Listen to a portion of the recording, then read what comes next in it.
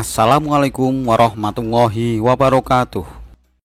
Di zaman sekarang ini, listrik adalah salah satu kebutuhan umat manusia. Tanpa listrik, dunia tidak seperti yang kita rasakan seperti saat ini. Tidak ada lampu, tidak ada internet, dan tidak bisa nonton YouTube kayak sekarang ini.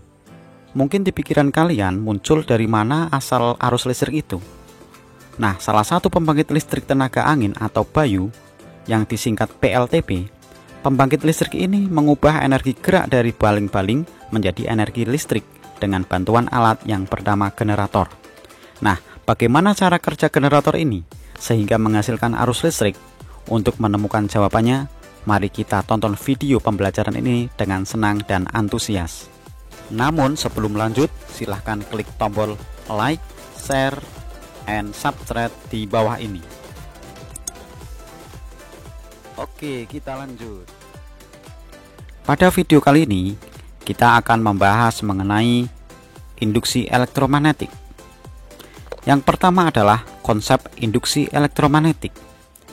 Pada bab sebelumnya, kalian telah mempelajari bagaimana Christian Ørsted menemukan bahwa arus listrik dapat menimbulkan medan magnet di sekitarnya. Michael Faraday berpikiran bahwa peristiwa kebalikannya juga harus berlaku, yaitu medan magnet dapat menimbulkan arus listrik.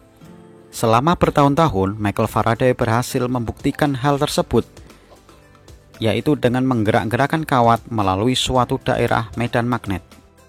Berikutnya adalah konsep flux magnet. Dalam bab sebelumnya, kalian telah mempelajari tentang garis-garis khayal yang disebut garis-garis medan magnet.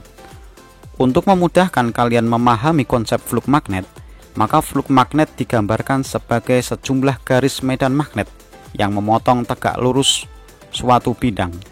Perhatikan animasi berikut ini. Ini adalah garis-garis medan magnet. Kemudian ada kumparan yang luas penampangnya A. Maka garis-garis medan magnet ini akan menabrak kumparan tersebut.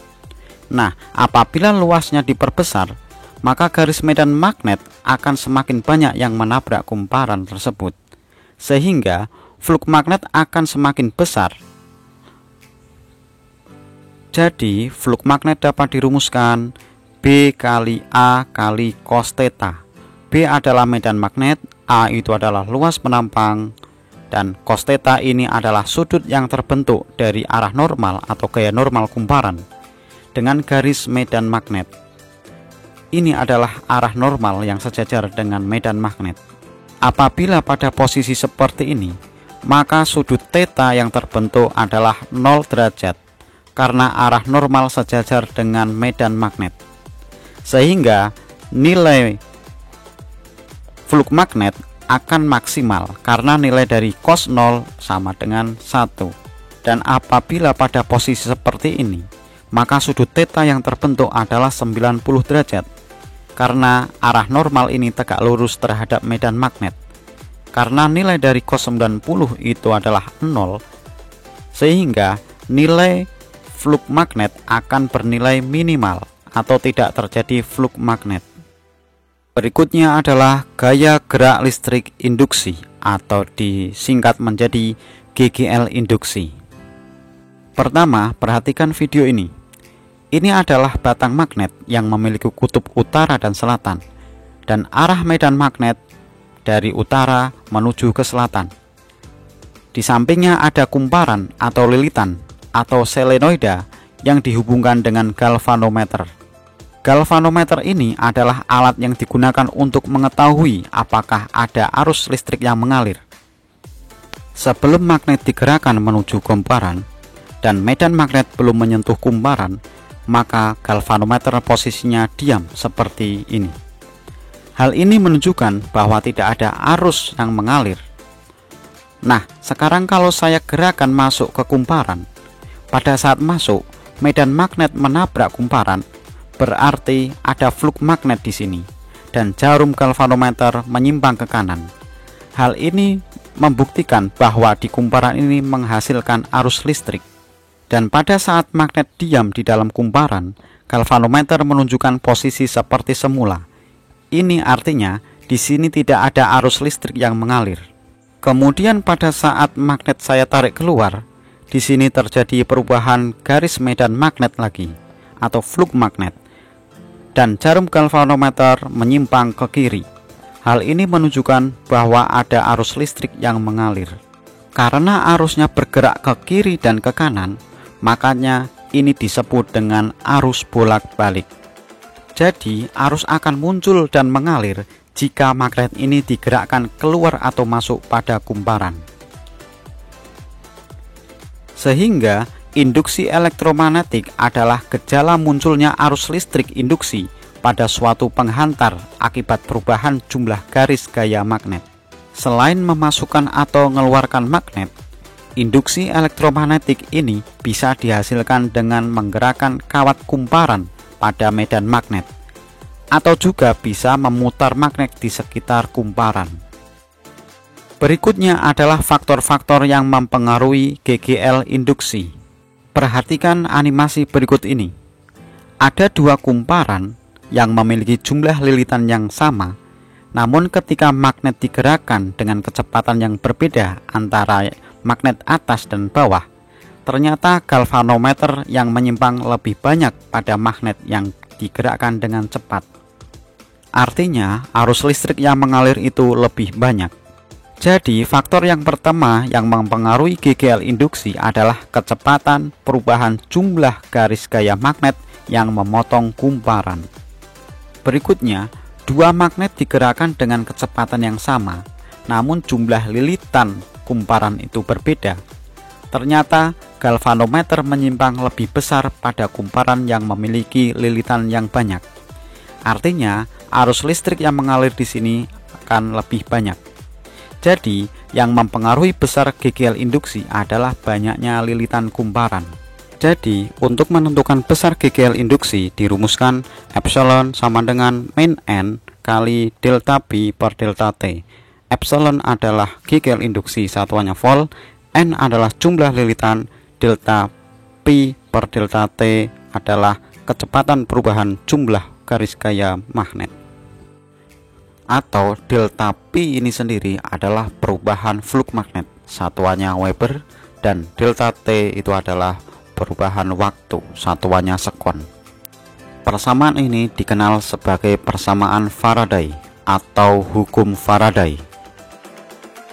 Berikutnya adalah GGL induksi pada batang yang digerakkan di medan magnet.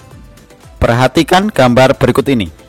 Ini adalah kawat lurus yang panjangnya L digerakkan dengan kecepatan V ke arah kanan di daerah medan magnet yang arahnya ke dalam kertas yang ditunjukkan dengan tanda silang seperti ini.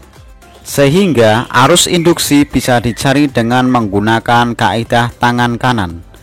Ibu jari menunjukkan arah V, keempat jari itu menunjukkan arah medan magnet, dan dorongan telapak tangan itu menunjukkan arus. Sehingga arusnya diketahui arahnya ke atas. Gaya Lorentz arahnya dicari dengan kaidah tangan kanan juga. Namun, ibu jari menunjukkan arah arus, empat jari menunjukkan arah medan magnet, dan dorongan telapak tangan menunjukkan gaya Lorentz. Sehingga diketemukan arah gaya Lorentz adalah berlawanan dengan arah kecepatan, yaitu ke arah kiri. Jika suatu kawat penghantar lurus panjang digerakkan dalam medan magnet dengan laju V, antara ujung-ujung kawat penghantar tersebut akan terdapat beda potensial yang dinyatakan dengan persamaan berikut. Epsilon induksi sama dengan min B kali L kali V sin theta. Dengan B adalah medan magnet, L adalah panjang kawat, dan V adalah kecepatan, dan sin theta atau theta itu sendiri adalah sudut antara arah V terhadap arah B.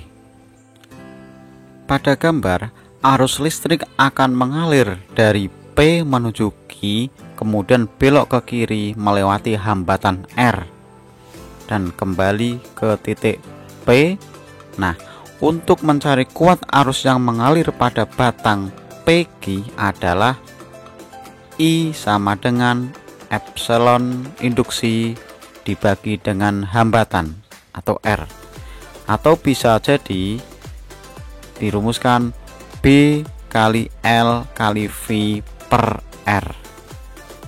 Sedangkan untuk mencari gaya Lorentz yang bekerja pada batang PQ adalah F sama dengan B kali I kali L, atau bisa juga dicari dengan B kuadrat kali L kuadrat kali V per R. Terima kasih, video kali ini cukup sampai di sini saja. Kita lanjutkan di video bagian yang kedua yang akan mempelajari mengenai penerapan induksi elektromagnetik dalam kehidupan sehari-hari seperti trafo atau transformator dan juga generator, yang bisa ditonton dalam link yang sudah saya tuliskan di bagian deskripsi.